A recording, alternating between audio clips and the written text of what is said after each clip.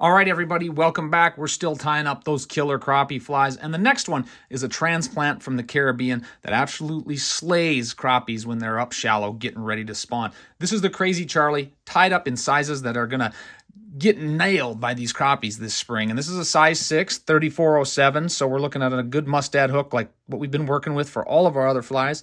And in this case, we're going to tie in bead chain eyes. You can use the barbell eyes if you want, but you don't have to. I like to use these because I use these flies up shallow. They're a little bit smaller, nice and flashy, but as you can see, I'm figure eighting in these after I had my 6/0 thread, which I've got pink going right here because that's going to be my undercolor. I'm figure eighting those eyes in with my 6/0 thread. We'll go back up to the nose, and then we're going to come back and figure eight. So those at least have a good lock as we get started. Then what I'm going to do is I'm going to take my thread all the way back into the bend of the fly. And like I said, this pink is the color that's going to show through because we're going to use clear tubing. We're going to use a clear Larva Lace, and that's going to get a nice pink, shrimpy color, that fishy color, the one that kind of sets crappies off in a lot of the waters I fish. So I'm using pink. The next step is to tie in a tail. I'm going to use about 15 strands of Krystal flash. So I'm going to cut those off and tie those in, and they're going to angle up into that bend. They're going to add that little flashiness, that little tail. It's going to pulse and wiggle in the water and, of course, give off that great fishy flash that we know crappies smash. So right about there, that's what my tail's going to look like. I'm going to tie in a few of these, just like so. Work my thread back down the bend because, like I said, I want it to kind of angle up. There's just something neat about that. As you pulse it through the water, it flickers, it flashes, it bends a little bit. And it's got a neat little point the way it rides. And it's going to meet our wing. When I tie in the wing, you'll see. But I'm going to come back up. And again, if I'm adding some thread, that's just going to help me with my coloration underneath that tubing, underneath that Larva Lace, that nice clear Larva Lace. As you can see, I got a pretty good solid base there. So then what I'm going to do, I'm going to come back over here. And I'm going to tie in this Larva Lace tubing. It's clear, so it allows the color underneath to show through on the fly.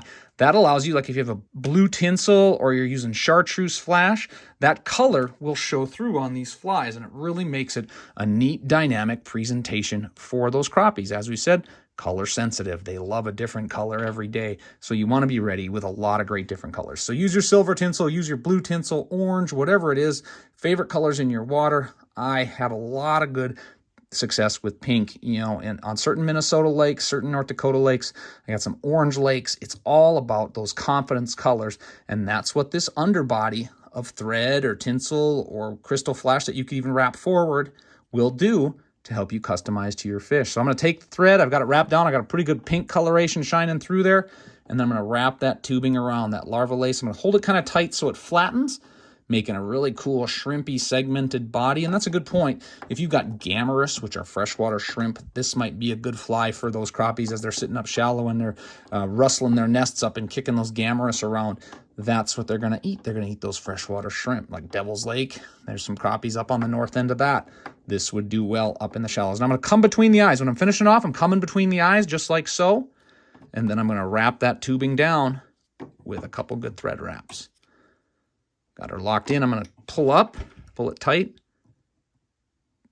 and trim the excess. So it's a little bit behind the hook eye there, so I'm going to wrap it down, and that will be the base of my thread head, just like with our Clouser minnows and our crappie crushes. But there, so you got that tail hanging out. We could trim it off wherever we want. We can make it nice and even. What I'm going to do is I'll flip the fly in my vise, and then we're going to make that wing. Now my wing, I'm going to use some craft hair here.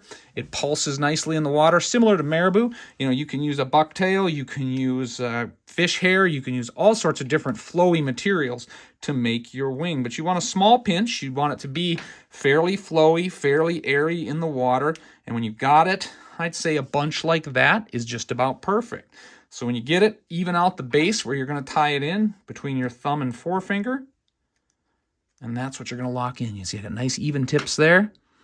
I'm going to come across the top and lock it down, just like we do with some of our other flies.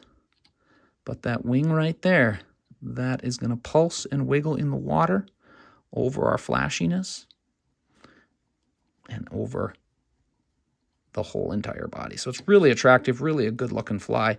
And I'm going to trim that right about there. I got a few extra strands There, look at that. Wow, nice little wing. We're going to finish it all off with another 5 to 10 strands of Krystal flash over that, just to add some excitement, just to add some of that extra flash that we know crappies love. So when we cut it, want those tips nice and even, and they're going to go in right over that. Right over that. That's about what I'm looking for in depth. Even out my tips a little bit more. There we go. Look at that. Wow. Lock it in, and we've got a fly coming together that is absolutely going to slay springtime slabs as they're getting ready to spawn.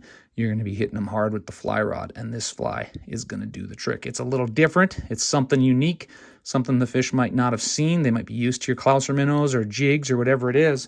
But once you have that flash in, you want to trim it right about here so it's even.